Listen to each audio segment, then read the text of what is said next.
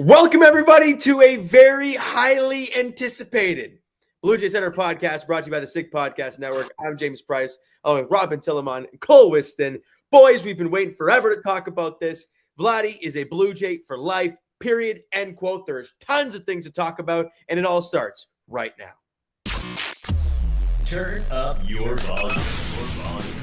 Because you're about to listen to the Sick Podcast. Blue Jays Center. Bautista drives it deep left field. Gone! The sickest Toronto Blue Jays podcast. It's gonna be sick. Fellas, I was one of those idiots that stayed up last night and went into the Twitter or X spiral till like 2 a.m. So I'm running on like 2 hours sleep. We're hanging on for dear life, but we're here to talk about Vladimir Guerrero Jr. If you've been living under a rock, you haven't heard that Vladimir Guerrero Jr. signed a 14-year, $500 million contract. And for all the people who woke up, it felt like Christmas morning, boys. Look, we know it's an overpay. We always knew it was going to be. But at this point, who the hell cares? How we doing, boys? Rob? I hate to say I told you so, but I told you so, guys. It's Run the clips back. I've been on the record saying this whole saga will end with Vladimir Guerrero Jr. getting what he wants. However, and that's two things: being a Blue Jay for life. Hold on, you time out. I'm now correct, Cole. I don't know if you're with me here on this, but I am. If I'm not mistaken, didn't Rob say it would happen in the off season? Yeah, this upcoming off season, and. Rob, you and I had that conversation. And you said 500 million was nuts, and I said probably going to be the case, bud. Yeah, probably going to be the case.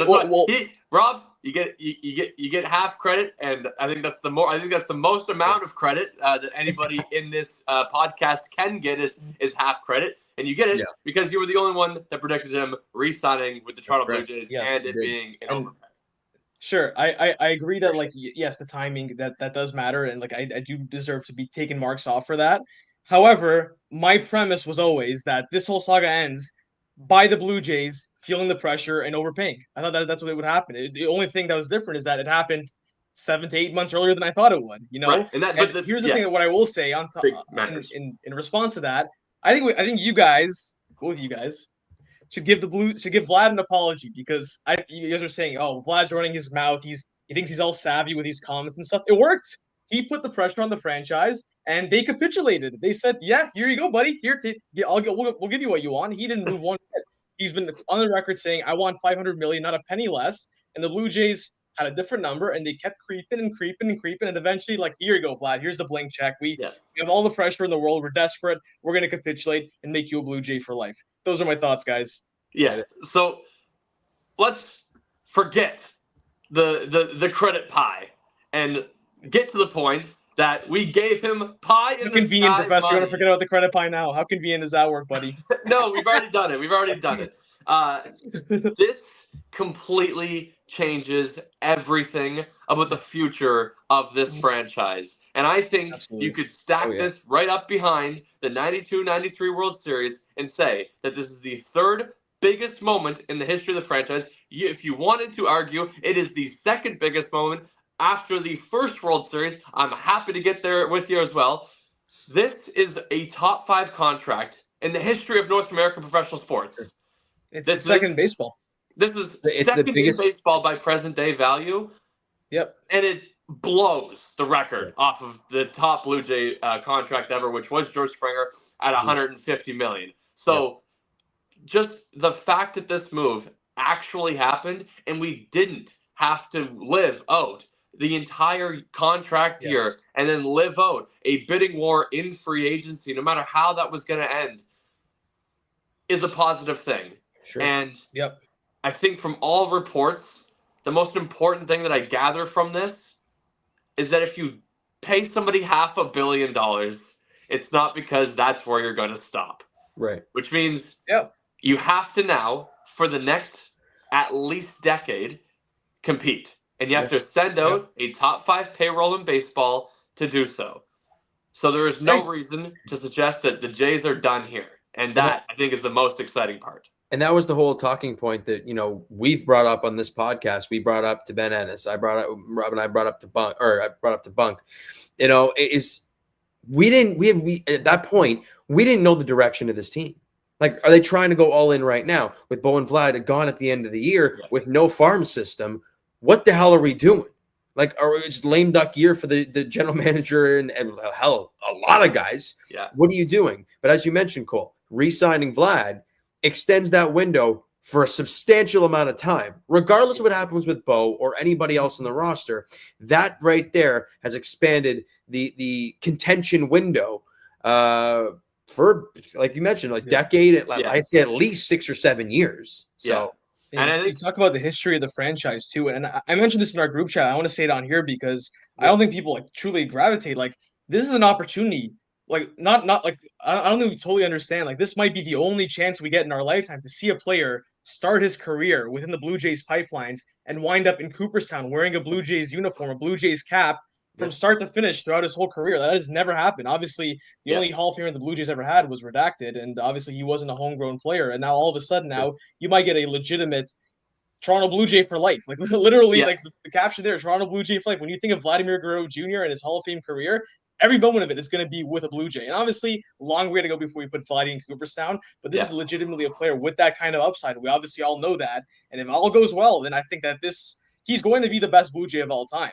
I mean, regardless of whether he ends up in Cooperstown or not, the amount of franchise accolades he can put up over the course of this next decade and a half, I mean, it's just truly great to see. Obviously, all of us have grown up with Vladdy, and we're just so excited that this moment we've all been anticipating for years has finally come.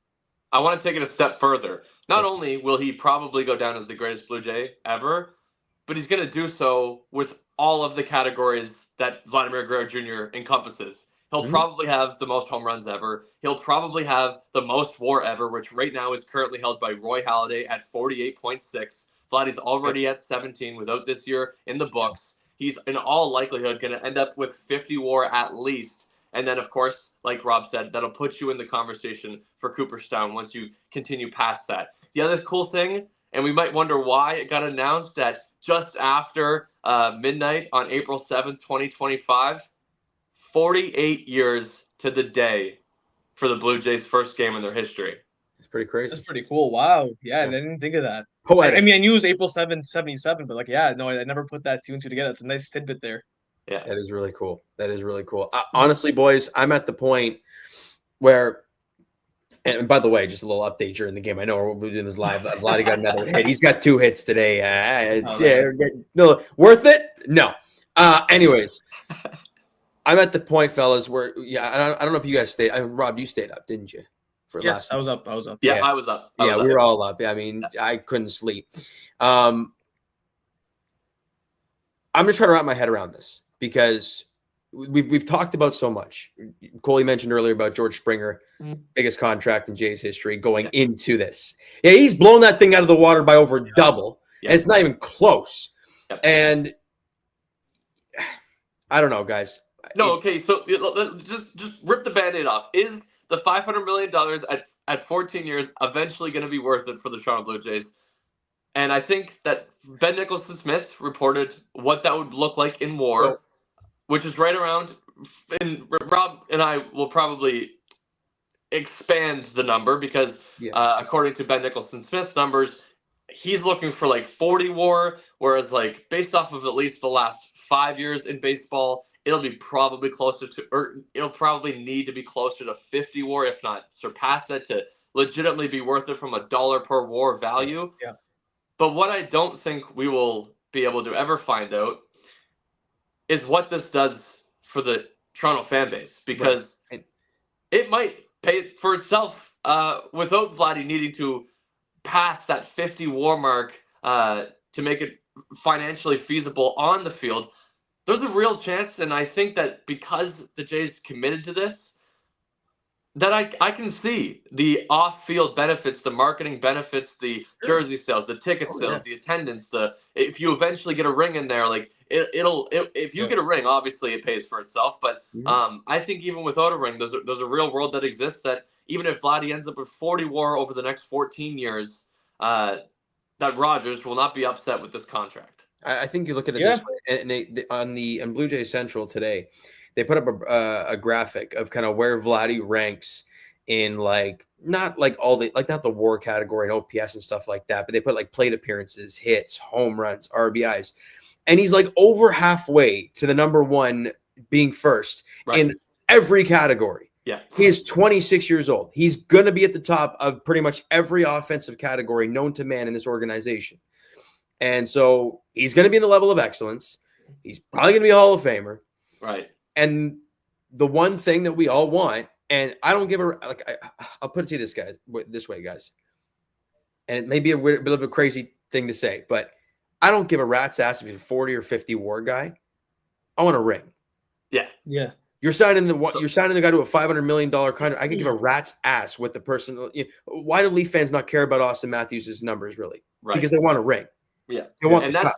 So and that's the thing when we talk about greatest Blue Jay ever. Right. That not only may or may not happen because of just straight performance. It can't happen. He can be first in all statistical categories that he wants to be. It cannot be the best of all time for a Toronto Blue Jay if you don't have a ring attached to it or if you don't have a massive postseason moment attached to it. And right now, not only does he not have a postseason moment, he doesn't have a postseason win.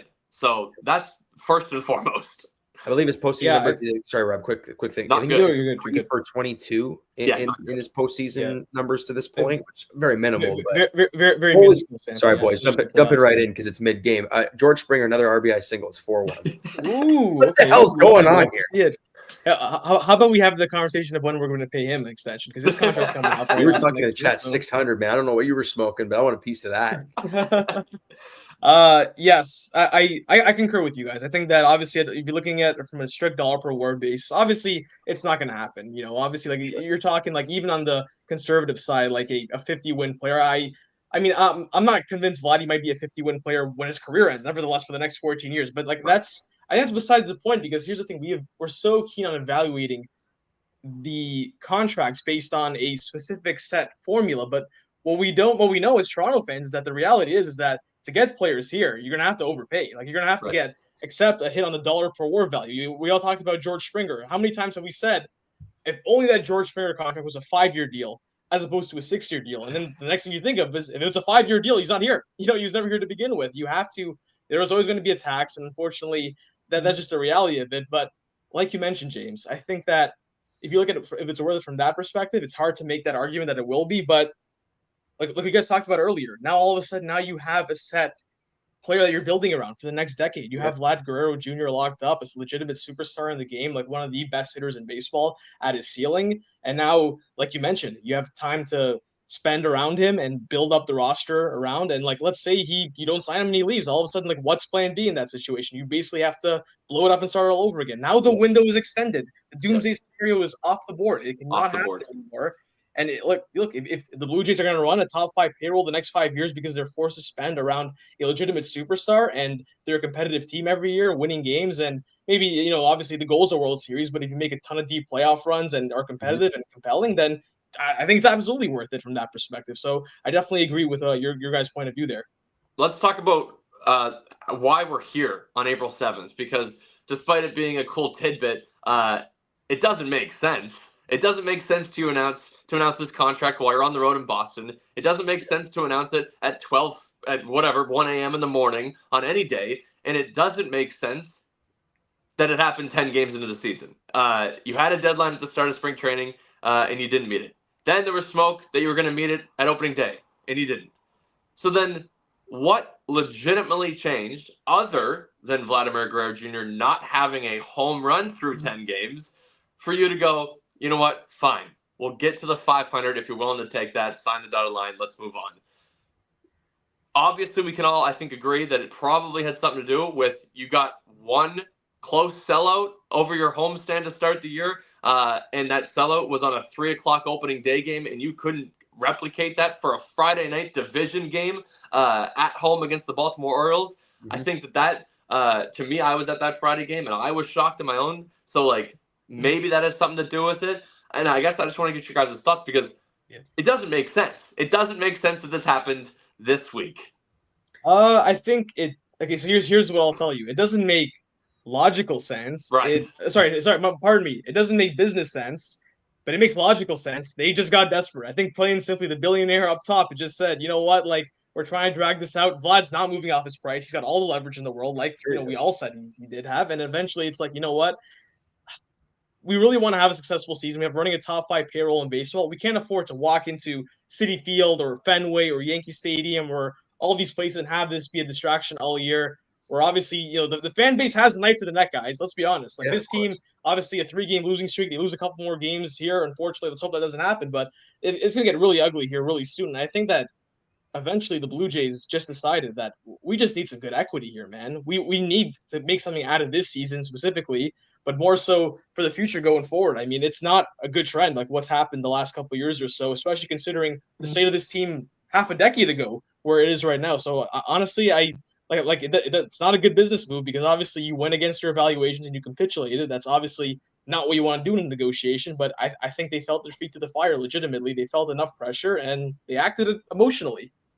Yeah, I think it was an interesting point you made, Cole, about when it happened, and not just because of the day and getting swept.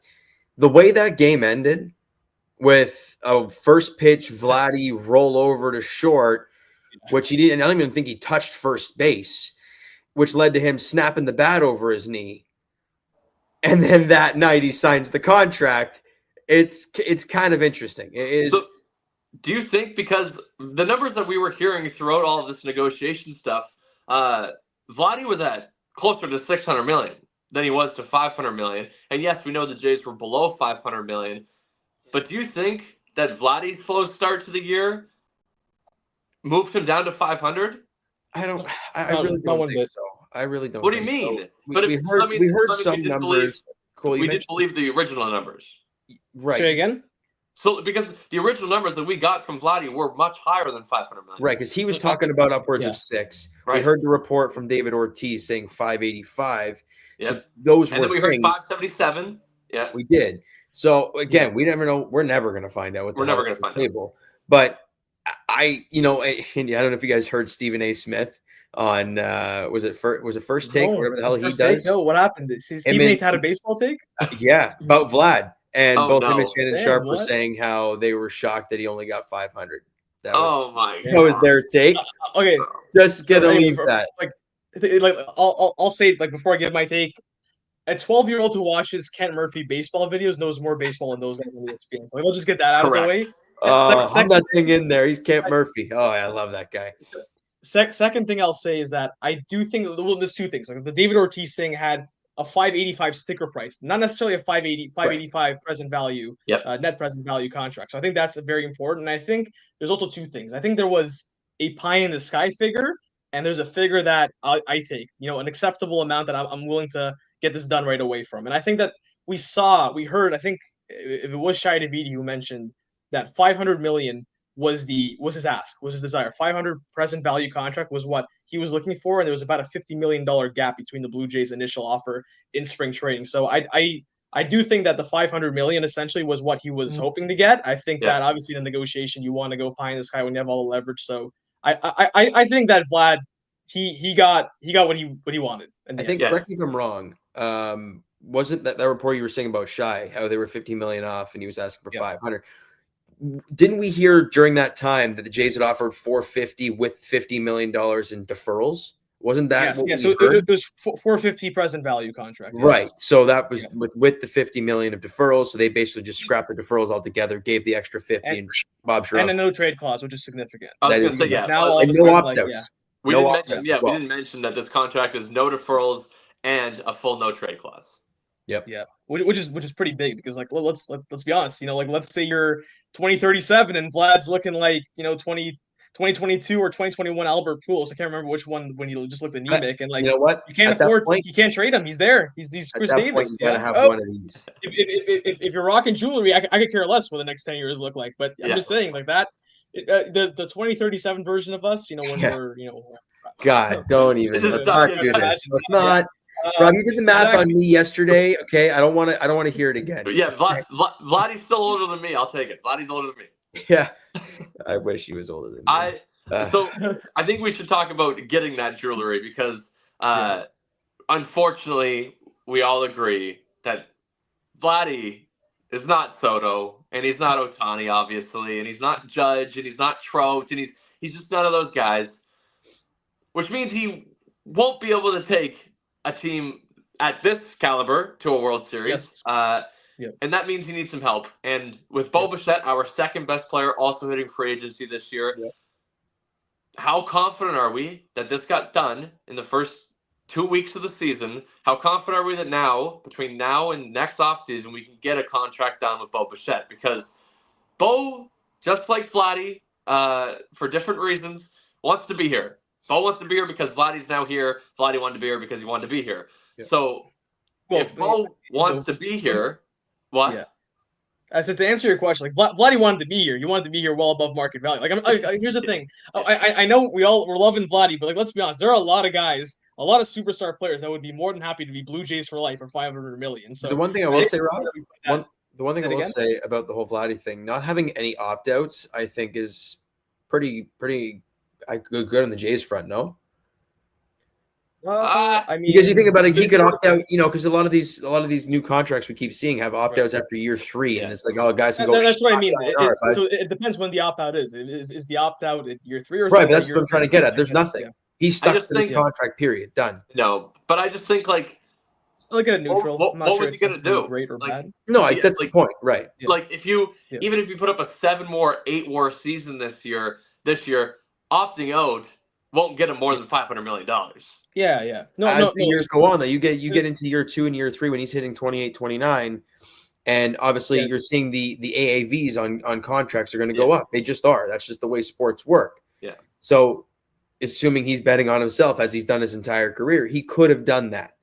Yeah, he could have. I think also this is more of a macroeconomic issue, but I do think that after these last 2 contracts, we're sort of hearing the rumblings of maybe somewhere down the line the owners lock out baseball and then add a salary cap as a contingency. So maybe that's a consideration. Obviously, that's a whole macroeconomic debate that obviously we shouldn't have right now. Yeah. But to the original question on the Bo Bichette front, Bo Bichette, yes, Cole was going for. I just don't. I'd love to believe it because we heard that thing in September last year where he said, I want to be with Vlad my entire career. I mean, he said all the good stuff, right? After having that Giants interview, which we dissected pretty good. He said he wants to play with Vlad his entire career. He wants to win with Vlad. He wants to win with Vlad here. And we're all like, oh, that's so great. It's like, we've heard that before. Okay. We've heard that from a lot of people. Fine. The one thing I will say is that the Jays were able to come to a contract with him to avoid all the arbitration stuff. Yep. So, that's something. However, a lot has happened since then, as in was kind of hot garbage last year. So it's like, okay, and he was injured for half the year. And I believe was it the year before he was injured for the second half? Like something like that. I think he had at least an injury against Baltimore. I remember it to this day. Yep. God. Yep. Yeah. We were in LA. I remember that. Yeah. God, no fun. So with that being the case, the value has definitely changed since then.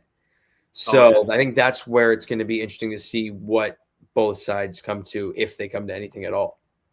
Do you going to be players for him, man? I think if you look at their, it definitely will be. Payroll, yeah. I think if you look at the payroll moving forward, like I think next year is George Springer's contract's expiring. Yep. Kevin Gausman's contract's expiring. I think Chris Bass is expiring this year, so you'll have some budget room there. I think you'll have the expenses, you'll have the funds. I mean, if you're going to keep running this payroll, then you'll have the money to do it. I think that Bo Bichette, if he continues to be the player that he was prior to last year, which is a really good player, then I think that it's hard to imagine you're going to get a better player than that available. So I think that if he has a good year like we all expect him to, like he's gotten off to a solid start, I would say. I think that obviously he hasn't hit a home run, but I think that the process looks a whole lot more wholesome than it did at this time last year. So if that continues and Bo has a good year, then I don't see why they wouldn't go out and try to pursue him. Obviously not $500 million like Vlad, but you're not going to replace that with a better player for a cheaper contract. So I would expect him to make a big play at Bo, assuming he has another good year and everything goes well. So specifically, the Jays have $120 million in AAV coming off the books over the next 2 seasons. Yeah, that's crazy. Bo Bichette, a lot of budget room. Yep. A lot of budget room, and Bo Bichette, despite what I've said so far about Andres Gimenez, whereas I think that we don't need a Bo Bichette anymore because of Andres Gimenez at a significantly cheaper price tag, and will probably be right around the same WAR. You need anyone that can hit. You need anyone that can hit, and that's the problem. And I think the best point that Rob made in that is that regardless of if you think you already have your shortstop, you're not finding a 5 to 6 WAR player for less than, let's say, $350 million. So now that this is done, now that the Vladdy thing is just done and off the table, like what's stopping them from getting the Bo one done also in season? And that's a good point. I mean, it depends on negotiation. I would say like whether how open Bo is. Like maybe Bo doesn't take the Vlad path. Maybe he's saying that, you know what? Obviously, there is a pie in the sky figure that you could theoretically get to, but I'm 150 games away from free agency. Like I might as well just wait it out if I've waited this long, right? Like, Vlad was obviously like. Here's the thing about Vlad is that there were constant negotiations. Even like there was a deadline, but there wasn't really a deadline. Right. Like they were still talking well after that deadline, obviously. Yeah. So who knows? Like, obviously with Bo, when was the last time they had a meaningful negotiation? Like Bo was asked at spring training, and he said like there hasn't really been one this past winter. So I think it is a little bit more complicated than Vladdy because like there just doesn't seem to be a framework there. But like with Vlad, if you show up with pie in the sky figure, a dollar figure that he's going to want to take, then yeah, I think you can get this done too.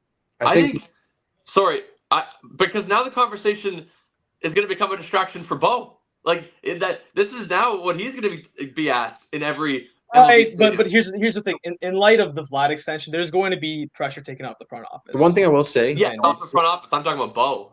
The one thing I will say about the Bo situation, we heard it was on Blue Jay Central today. I think it was Shai Davidi who said it. The Bo doesn't want to talk about contracts right now. He's not going to. There's not going to be much coming out about him. Did we all expect him to get that 3-year deal back when it was signed? No, we didn't hear diddly squat about it. And that's going to be the thing. Either he doesn't get signed or he gets signed out of the blue and we didn't see it coming. I feel like that's how it's going to go, if at all. Which leads to, do you maybe move him at the deadline? Like it's just going to be a weird situation that we're at going into the deadline. But I think what we talked about this offseason with the Fly is that you have to sit down and make an evaluation and say that, okay, we are going to make the decision to not let the star player be traded. We're going to run with this season regardless of how it finishes. But if it comes to the point where in the winter we have to make a choice, whether do we extend our evaluations, not only like our analytical evaluations, but our like financial evaluations, then at that point you should trade him. If you feel it can get to a point where you will get outbid for him, then you should get ahead of the curve at that point. You cannot afford to lose him for nothing. That obviously Vlad would be the doomsday scenario. This is on par, especially if Bo has another great year. Like we mentioned, like Bo is capable of having a better year than Vlad. So I think the same framework has to work here, that if you're willing to pay the freight or whatever it's going to cost this winter, then you keep him, you see what you get this year, and then you extend him in the offseason. Or if not, then you should trade him. You should trade him regardless of where you are. Because let's be honest, guys. Yeah. As like regardless of what we think about this Blue Jays team, I don't think there's a path where they're winning 95 games and they're first in the AL East, and like you have to see what it plays out. I think best case scenario, you're probably like a 5th or 6th wildcard team, like the 2nd or 3rd wildcard team, but 5th or 6th seed. So I think at that point, then I think you got to make the responsible decision. Basically, if you're not going to pay him, you should trade him. Well, now we have a date. You know what I mean? Like with a logical approach to this, we should know what's happening with Bo Bichette by July 31st. Or by August 1st, I should say. On August 1st, if he's still on this team, then you have to assume, and he's having a Bo year, which is around 5 to 6 WAR. Then you have to assume that the Jays are going to try to pay for him in the offseason, right? Absolutely. Yeah. Absolutely. That's what you have to do. You're hearing that, if you listen to a lot of these podcasts that are coming out today, and everything's coming out red hot, Vladdy wise, but a lot of the question is, kind of what's next? Because obviously, Bo Bichette is at the forefront of all that. There's been a lot of talk about extending a guy like Dalton Varsho, Rob's guy. And by the way, they should get that done ASAP too. Yes, I mean, why not? Right? My God, he's one of the best center fielders, if not the best center field, one of the best center fielders in baseball. Yeah, inarguably. Why not? Why not lock him up long term? And you get a guy like Bo Bichette locked up. I mean, you already signed Kirk long term.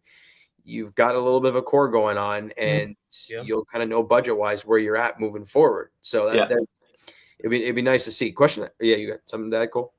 So I'm just piggybacking off of what's next. One guy who was definitely happy last night that wasn't named Vladimir Guerrero Jr. was Kyle Tucker. Oh yeah, he loved it. Because getting the deal done, not at the same time, like without you two hitting free agency at the same time, that now means you get to walk into free agency and say, "Look at that! That's what I want. I want $500 million." And not only that, Not only that, he's the top dog now. Yeah. There ain't no Vlad there for him. It's Kyle Tucker, and then I think it drops off pretty hard after that. So he's gonna be like, "You want me? Yeah. Come get me. Show me them deals." Here's what I'll say. I do hope that this market thing gets regulated before we head to a lockout, because I think eventually, if Kyle Tucker's going to hold out for a $500 million contract, and like obviously at that point, like there's got to be a decision made by the owners. Like, yeah, we're just not going to pay this. Otherwise, I think baseball could be headed for a lockout. Owners might just say like, no, we can't do this. The dollar per war can't just be $12 million per war all of a sudden. We have to go to the lockout, decide this, and implement a salary cap. So I'm very curious to see when this trend occurs, when this trend ends of these deals that go beyond any like logical fiscal responsibility. You know, that's what I'm looking for. Maybe it's unfortunately, maybe Kyle Tucker's the guy that the test experiment happens on, but we'll see. So it kind of happened with Carlos Correa.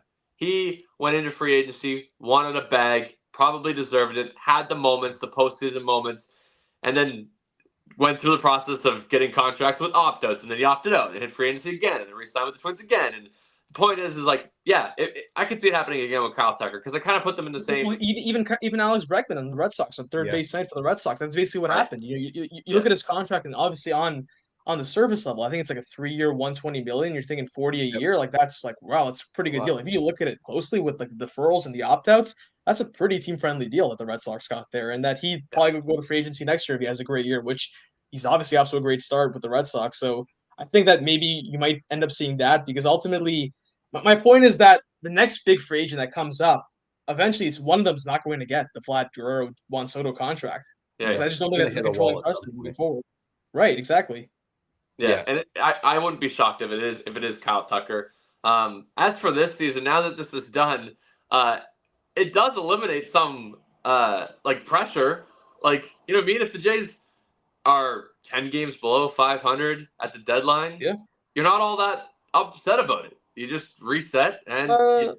I mean, yes, you should still be upset that a team with a top 5 payroll is not that uncompetitive for a playoff spot. But yes, I understand what you're saying. Is that like there's renewed hope that there is light at the end of the tunnel for years to come. Basically, this is not the year where you're like you said, 10 games under 500, nobody's signed, and you got to sell off guys at the deadline and be like, we still don't know what we're doing. This is not a 2016 year. We're like, okay, this is really the last run, guys. Like, after this season, honestly, it's going to look rough. This is what sports fans.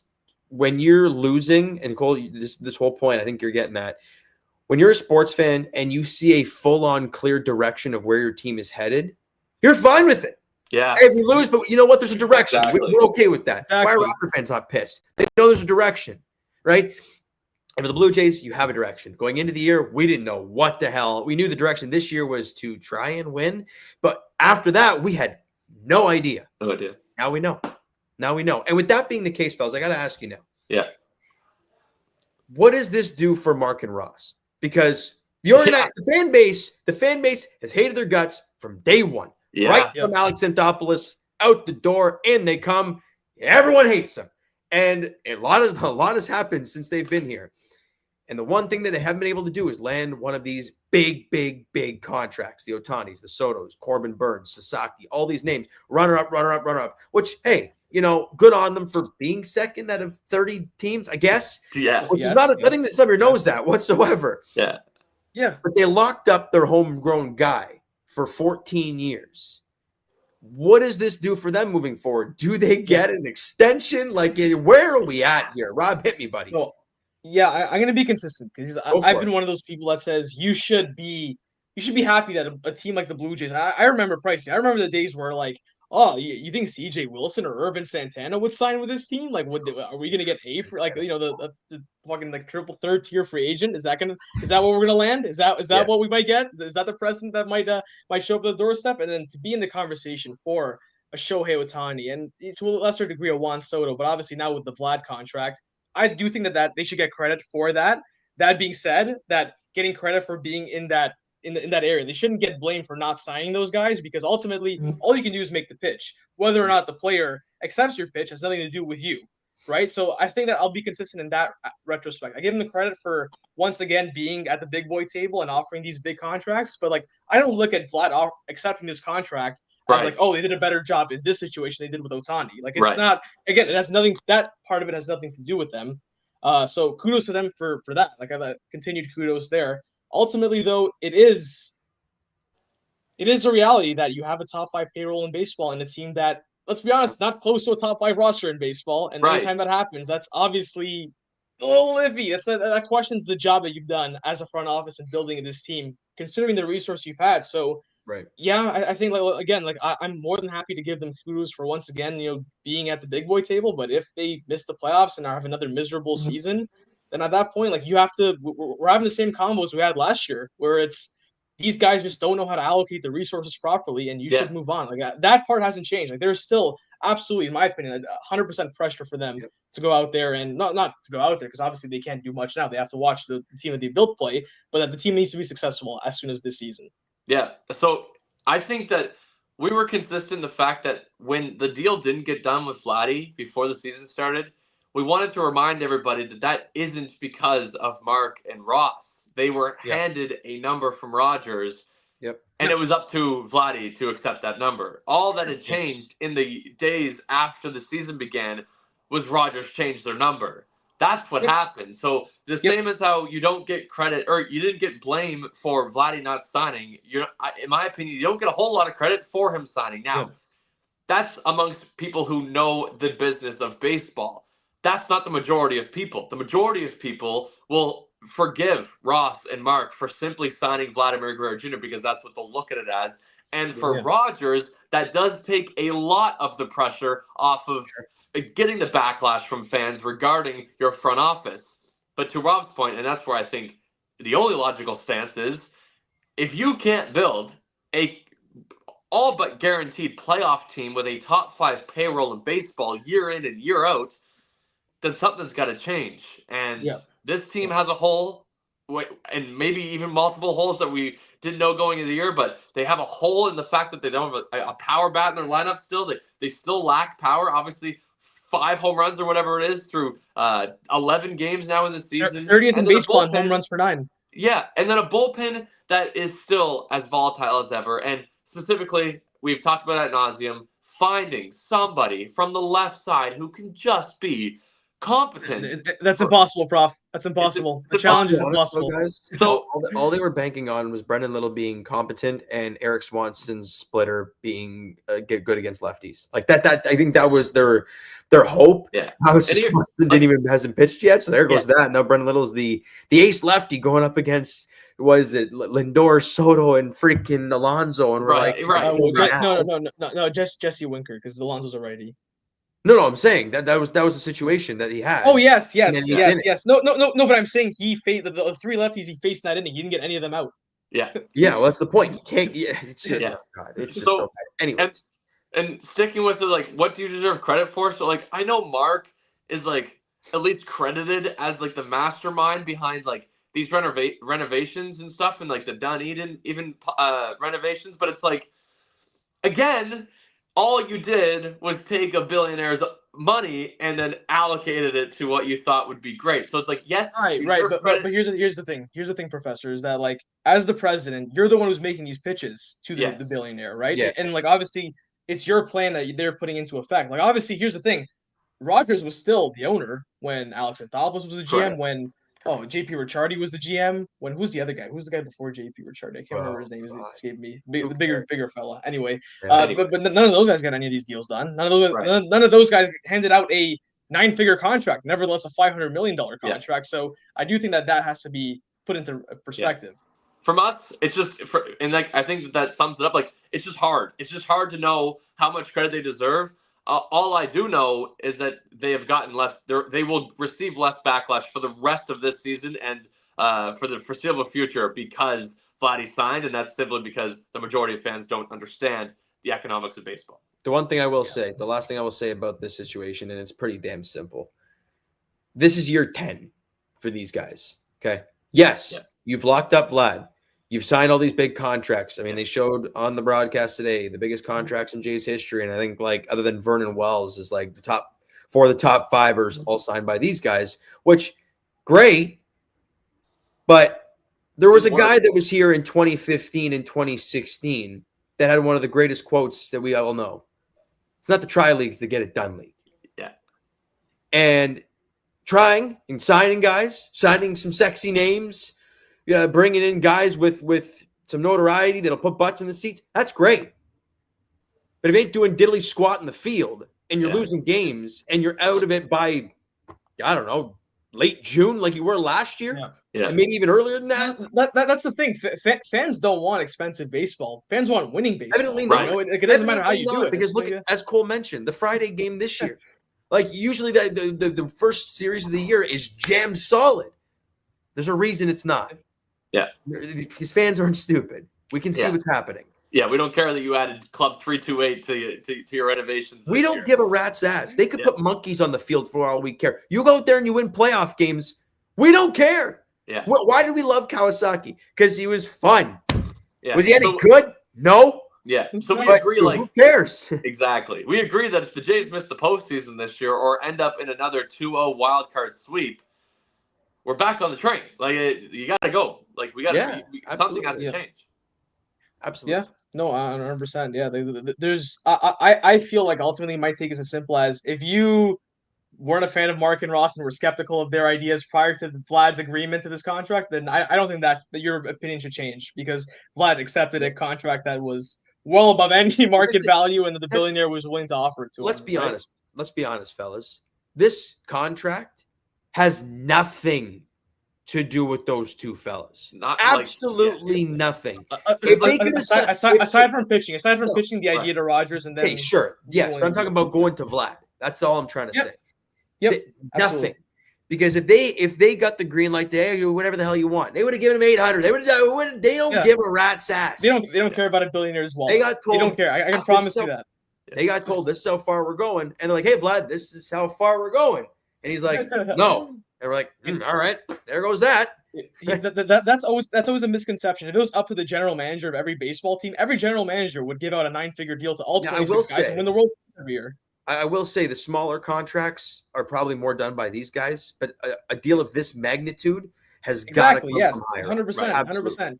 And like honestly, that's not how you build a winning team either. You look at the Dodgers. Obviously, they have a massive payroll, understandably, but they also have a lot of homegrown guys, a prospect system that's near the top of the baseball. It's not all just writing blank checks. Like it's a lot of good strategy, good development, good drafting.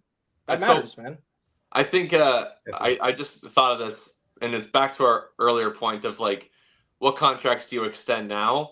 I think getting the Kirk deal done along with the Vladdy deal actually gives me a lot of hope for the Dalton Varshows of the world on this team. Bo Bichette's in a different conversation, even though they're roughly the same value of player. But I think that the Dalton Varsho, I think the majority of this core that we have right now will be with the Blue Jays for the next half decade because I think Varsho will be here.